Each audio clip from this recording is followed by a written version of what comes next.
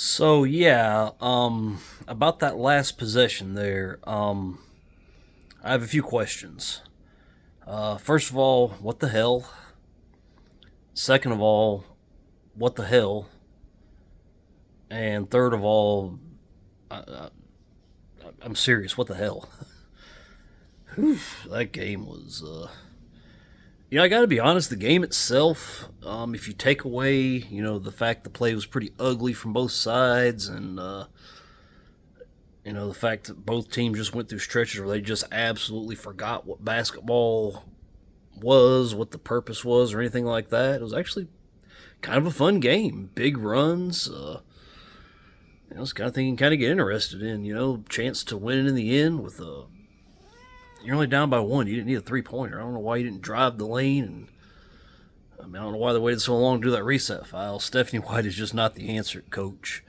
Um, Indiana didn't play a good game. They didn't play a good game at all. They deserved to lose. They just didn't play well enough. The officiating was trash. I don't know. I mean, even the officials were calling out the officials, or the commentators were calling out the officials on that Aaliyah Boston, that big Chinese girl just clamped her arm down. I mean, I didn't. I think even the bad boy Pistons got called for foul on that one. Uh, I don't know. That was you can't just go stretches without doing anything like Indiana did. Falling behind 14, coming back, getting the lead, and then falling back behind 14. You can't win like that.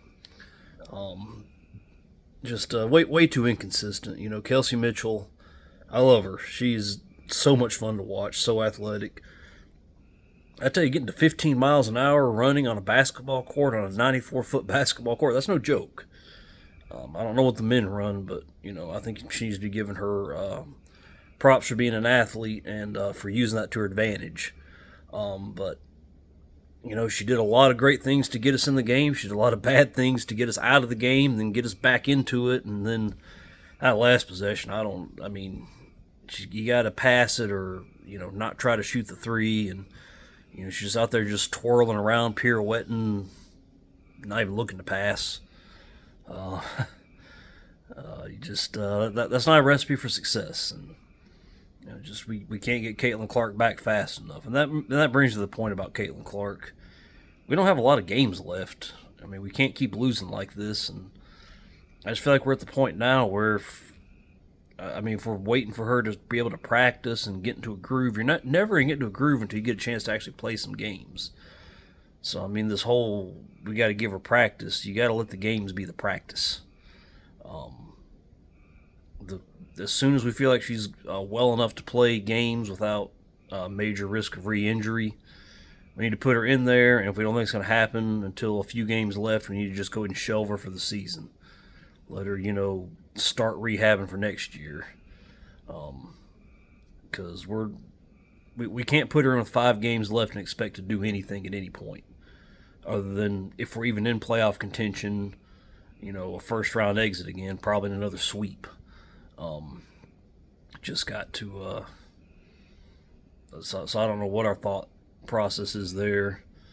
Chloe Bibby did a great job. I know she made some pretty bad turnovers there too. You got to put her in the game. You got to give her a chance to get that flow going. They just put her in. She drains some threes, and you don't see her again for 20 minutes. 20 minutes of game clock, not even, which is God knows how much time in actual time. It's not smart. Michaela Timpson wasn't given very much time today. She never got a rhythm going, didn't get a chance to really make an impact. We got Odyssey Sims, very excited to have her on the team, but we just don't use the new players much. We didn't use her much tonight, and I think she can be great for the team. I think she's a great pickup. The fact she's available is kind of mind-boggling to me, but Stephanie White just doesn't use the new people. She has to see them in practice 500 times. I don't know what the deal there is. She's just gonna live and die with these people. So I don't get it. And like I said, I love Kelsey Mitchell to death, but she's not gonna be the one. Her doing what she does is not a sustainable model for winning. We need Caitlin Clark out there. Now, when those two are together and Caitlin's kind of running the show, they can both cook. Wasn't there a game last year they both had 35 points or Maybe Kelsey had 35 and Caitlin had 30. I mean, they really, I think we forget just how good this team was in the second half of last year. After a very rough start, I mean, once Caitlin got her legs under her after that Olympic break, um, just there's a lot there, and we're not going back to it. I mean, obviously Caitlin's hurt, but there's a pretty clear blueprint there, and we've not used it at all this year. And that's why you see us falling behind 14 points twice in a game, 18 points at one time to one of the worst teams in the league. It's not a good team. Paige Bueckers, I mean, she's good. She's gonna be a star, but she's not box office. She doesn't have that aura like Caitlin Clark has, and she doesn't have that pizzazz. First of all, she's a foul merchant. She just absolutely flops and whines a lot, which I know Caitlin Clark does too, but she also does a lot of other really good things to kind of offset that. I've had a chance. I've watched these games that Paige Bueckers has played, and she's played well, but she's not somebody I'm going to tune into. She's basically Sabrina Ionescu 2.0. They're going to try to shove her down our throats. I mean, now they've gone from having Asia Wilson commercials every 10 seconds on a commercial break to got to watch 3 or 4 Sabrina Ionescu commercials, and I still have no interest in watching either. That's all there is to it.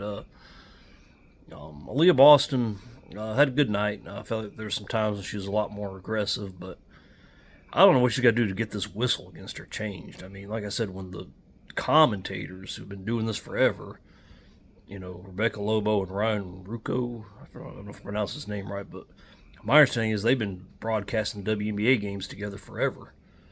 And even they were like, what? And they're keepers of the flame. They're trying to promote the WNBA. That's the job of the announcers. So they're doing a good job of that, and even they're not able to stick up for that. So I'm proud of Indiana for coming back. Twice they were down and looking out, and whereas versus Phoenix they stayed out. They came back, and kind of a disappointing in there. I am proud that they came back, but we don't need to find ourselves in positions like that, especially against a team like Dallas. We got to get Caitlin back as quick as possible. And like I said, if we're just at a point now where, if we don't feel comfortable putting her out there now, we probably just need to, like I said, call it a season for her. And, just take this and go back and lick our wounds and rebuild for next year. Put a roster around her, which they're not going to do. Kelly Krosnoff and Amber Cox and Stephanie White are the WNBA old guard. They're probably going to go back and trade all the good players and get older, slower players, again, with experience, because they think that's worth something.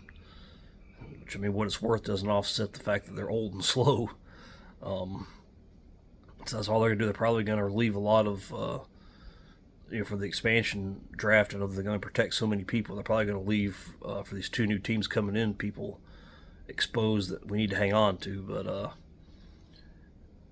it was a good game if you didn't have any rooting interest, didn't really care about either team. But caring about Indiana, that was frustrating. Because we just had those stretches where we just couldn't get a stop, couldn't get a rebound, and couldn't get a bucket, which is only like the 3 things you need to do in any basketball game. Get those 3 things, and just way too many turnovers, especially in the first half. Not a good game. Very good stretches the last 6 minutes of the first half, and bringing down that 18-point lead down to 1. So there's some excitement there, but at the end of the day, we really need a roster rebuild. The roster rebuild we did in the offseason was in the wrong direction, so we need to go back in the other directions. But I kind of doubt that'll happen because we have the WNBA old guard who's committed to that. So it is what it is. Disappointing loss, but hey, they're my team. I'm going to watch them next time they play. I think Washington's next, maybe. I don't even know. I'll watch it though. So thank you guys for watching, and I'll talk to you later.